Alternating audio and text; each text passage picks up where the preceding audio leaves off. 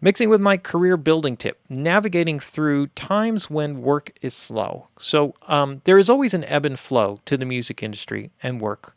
And the whole objective of working and making music is that you're doing it full time for a living, meaning that you are making money and you're making your living producing, creating, mixing, mastering, writing music, whatever it is that you want to do. You're doing it. But in every person's career throughout this, you will have periods of time when the work is very good and flowing in.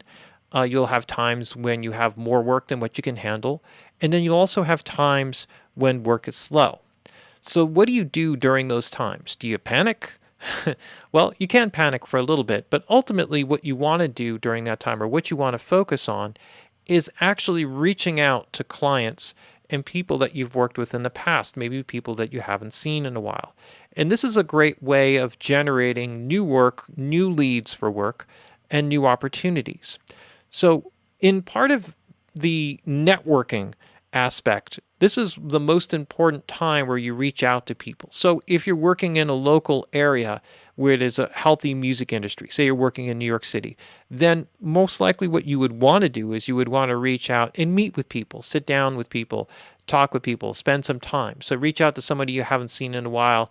And the way that you reach out is not, hey, looking for gigs. You got any gigs? Send them my way. You don't really want to reach out in that way. What you want to do is you want to reach out and say, "Hey, haven't heard from you in a while. Hope things are well. If you got some time, let's hang out." And the idea there is that you're reaching out to make a personal connection. And of course, when you make connections with clients, you should have a personal connection. You should have a friendly relationship with these people. So I'm not saying reach out to people that you hate. I'm saying to reach out to friends and people that you like that you haven't seen in a while, touch base with them, connect with them. And then you can sit down and you can talk about things that you've been working on, what's going on, new opportunities. So whether you connect with the person or not, what you've done, which is the most important thing, is you've put your name into their sort of immediate environment, right? So what they may be very, very busy, right? And they may be turning down work.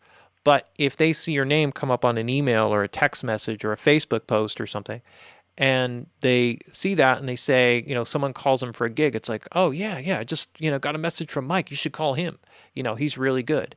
And this is the way that you start, one of the simple ways that you can start to build connections, new connections, reconnect with people that you haven't worked with in a while, right? And so this is how you start to build back up the next momentum. So I always felt in working in recording studios that when I was working and very busy, I was so busy working that I didn't have time to communicate and reach out with people. So, because if you're in a studio 16, 20 hours a day, you really don't feel like hanging out with people afterwards. You're dead tired. You just go and you get sleep.